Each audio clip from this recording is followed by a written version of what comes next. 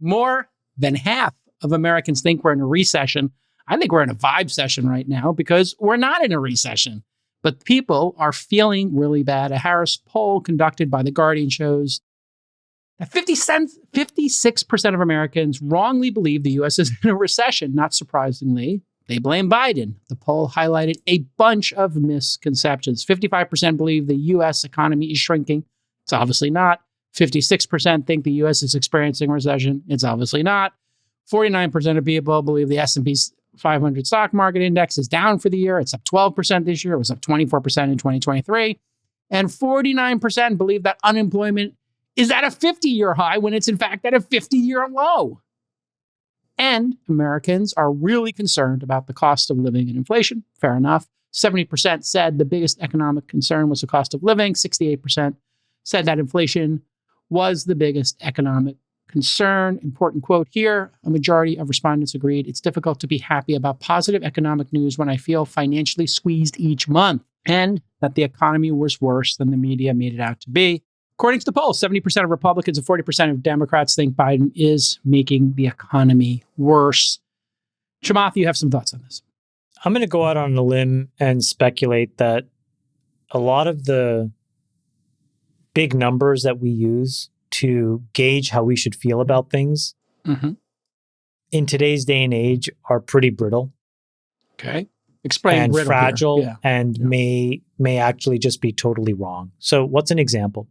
So for example, like if you look at something like non-farm payrolls, right? So the first Friday of every month, you get this report that comes out from the Department of Labor, and it shows where unemployment is.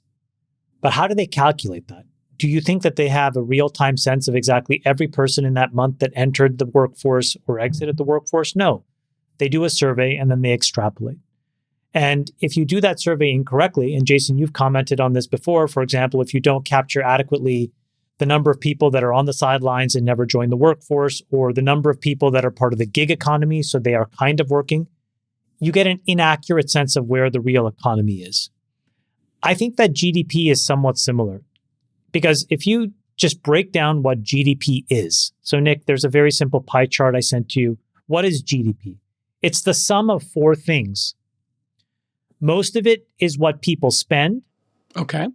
Then the next big chunk is what companies and governments spend. And then the last is what we export to other countries. So let's just pause for 1 second and think about, what do you think happens when rates are 0 versus when rates are at 6%?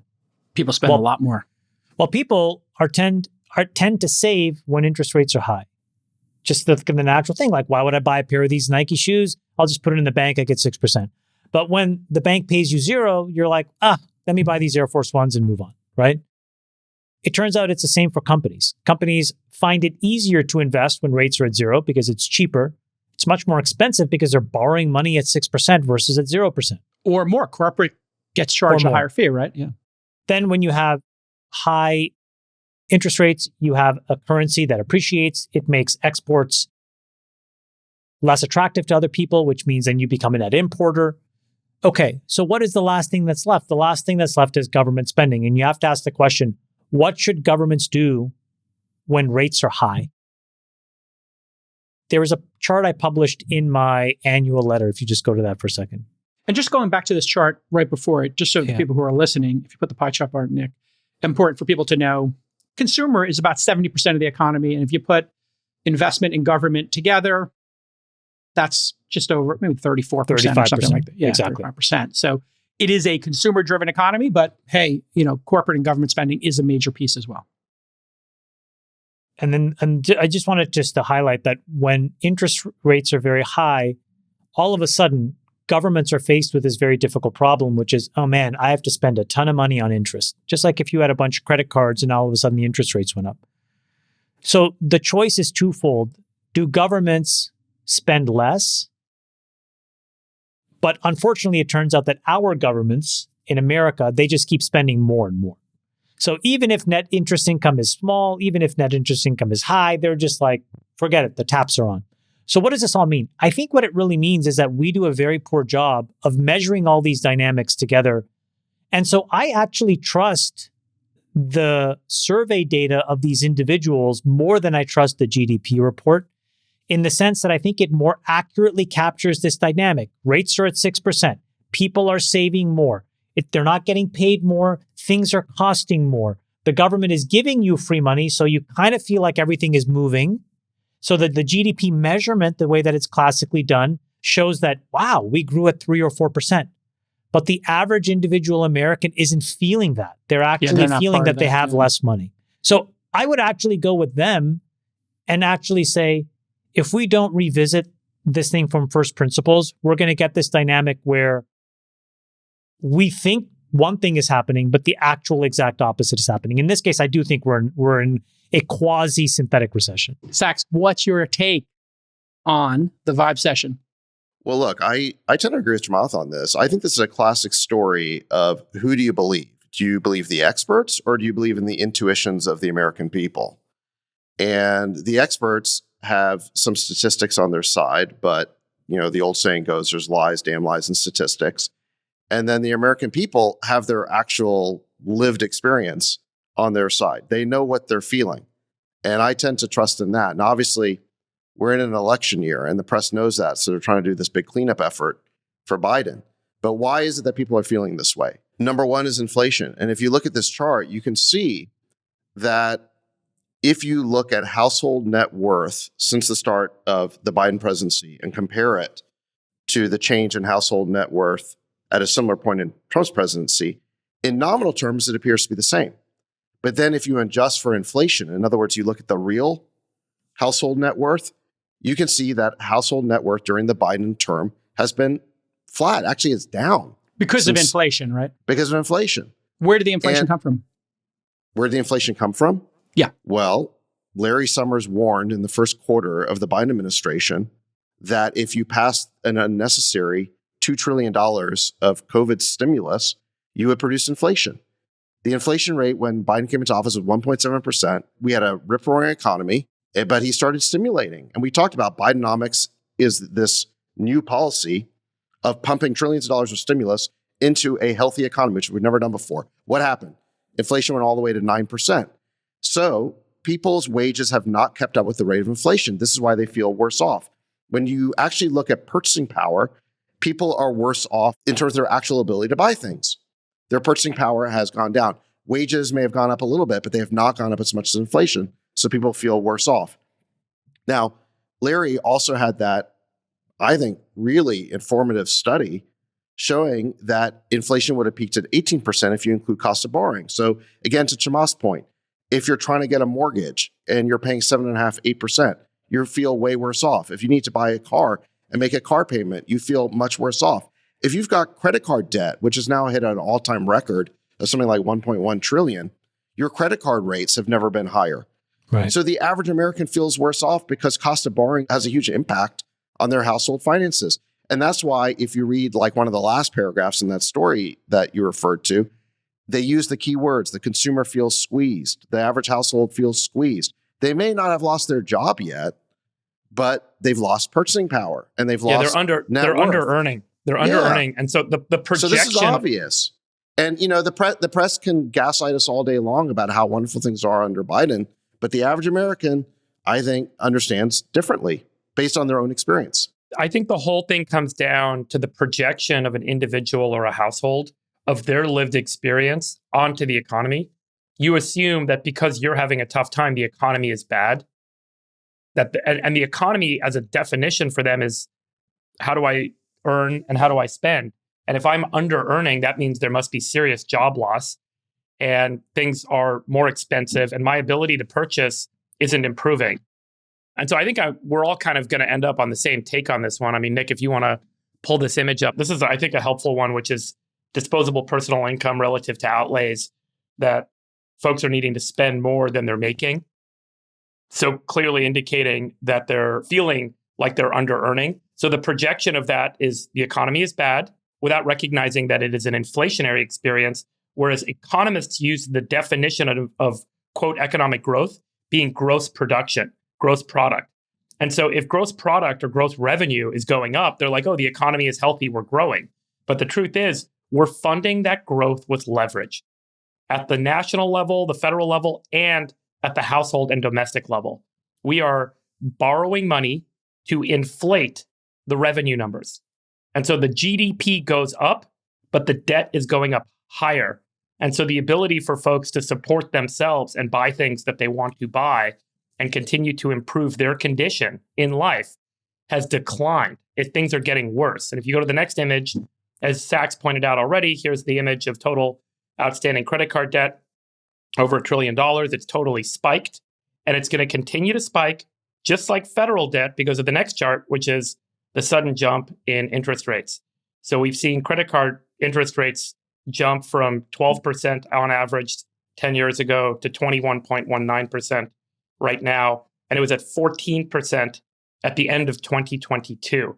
So we've gone from 14% average credit card interest rates to 22% now in just about 20 to 24 months.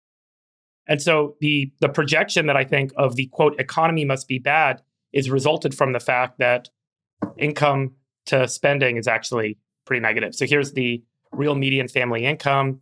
This actually only goes through 2019, so it doesn't even capture the era that we're talking about, but this has been going on for quite some time, that the average American's ability to improve their condition has largely been driven by their ability to borrow, not by their earnings.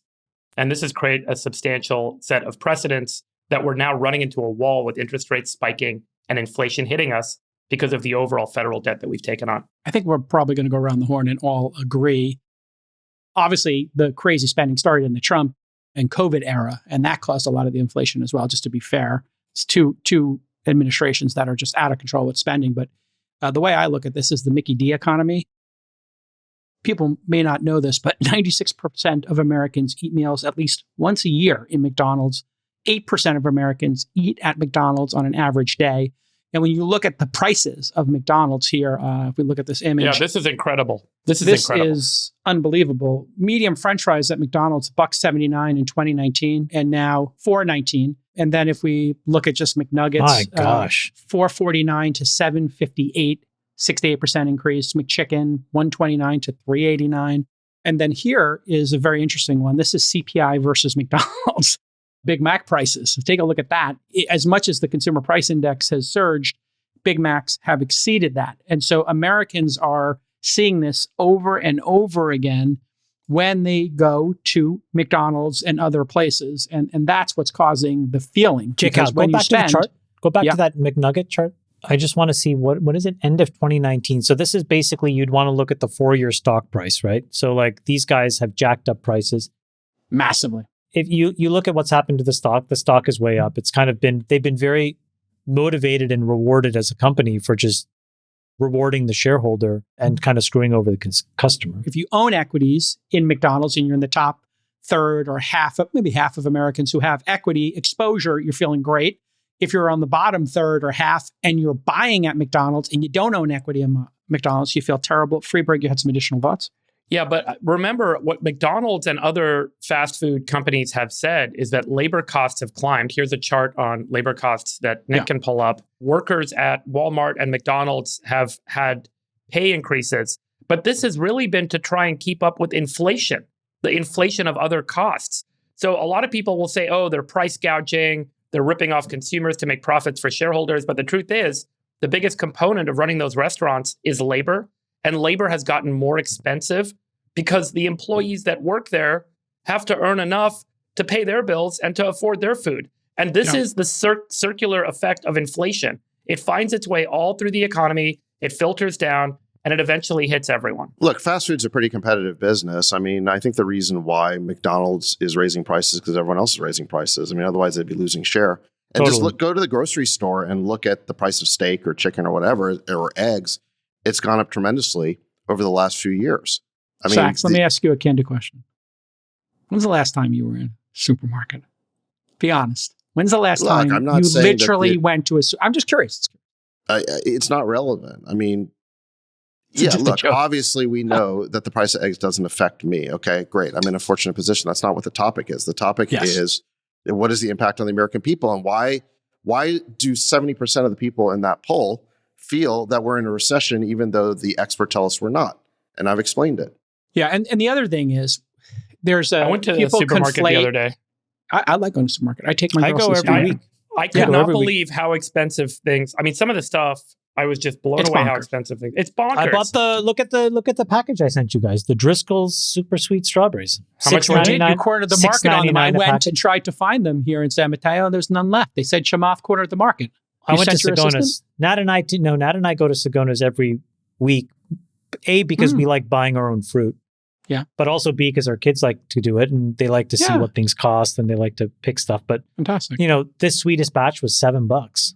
For how many much- how strawberries? was is it, that? by Like the way? 12 strawberries good? in there? Well, so here's what I'll tell you, quite honestly. I think that you need to put these guys on notice. Oh, on blast. The perfume, so the nose, it's Mhm. incredible. Okay. The aroma, the yeah. smell Yeah. is the aroma. It's just absolutely incredible. Yeah. But to be totally honest with you, the mouthfeel and the sweetness is not what this label would imply. Yeah. What were you And so- expecting in terms of mouthfeel? I was expecting like something juicier, more succulent. Let me ask you a Um, question, Chamath. Do you have a sommelier for your fruit?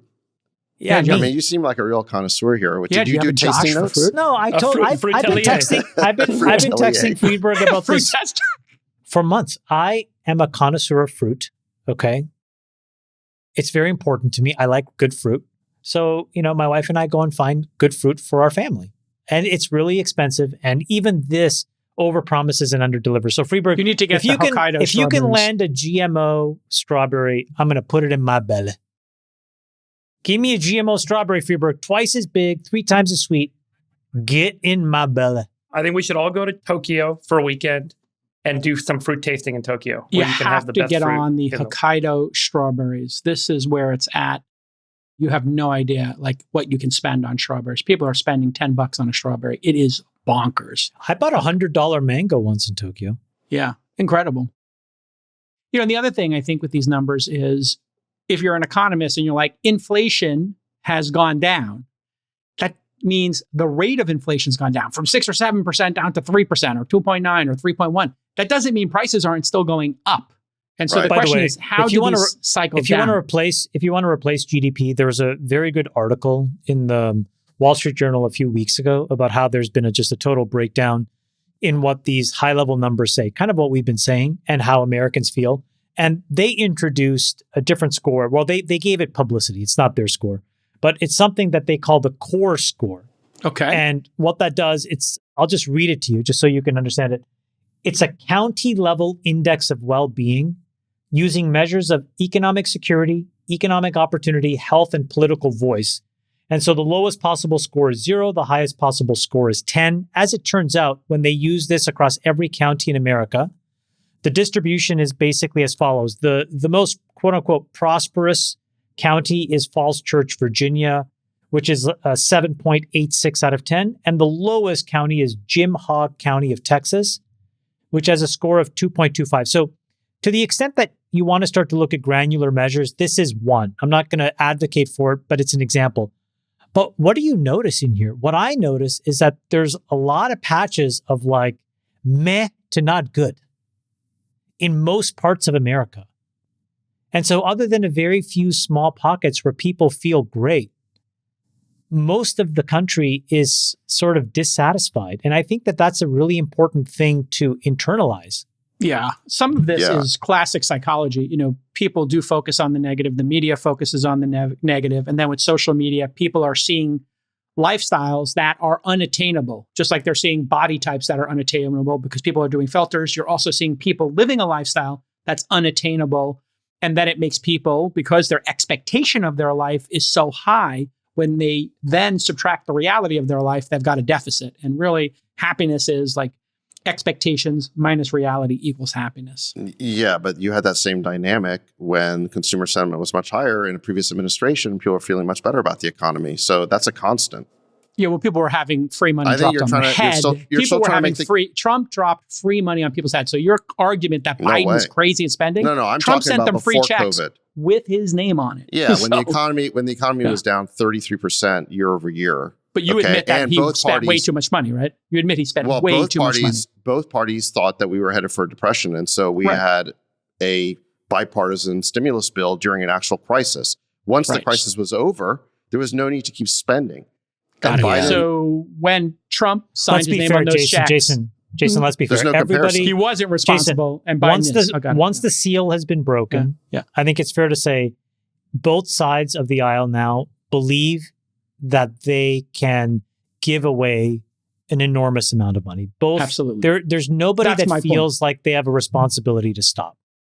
But I think what Sachs is right in the sense that, so if you take that as a constant, right, that there will always be handouts now of all kinds. Yep. There'll be different flavors depending on whether it's a Republican or whether a Democrat. A Democrat and all rationalized.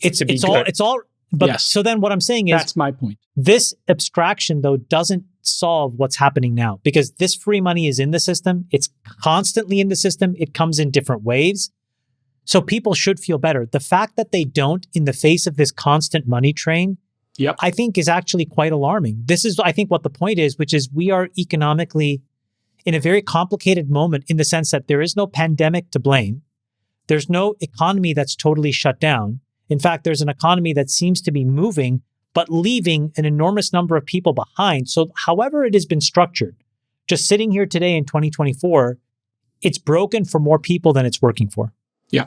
Trump, just to give facts, Trump will have spent 7.8 trillion. Biden will spend slightly less, like 6.x trillion. At the end of these things, they're both going to have added 15 You're missing the fact trillion. that Trump had 2020 when we had the COVID depression, or what could have been, when the economy was down 30% year over year.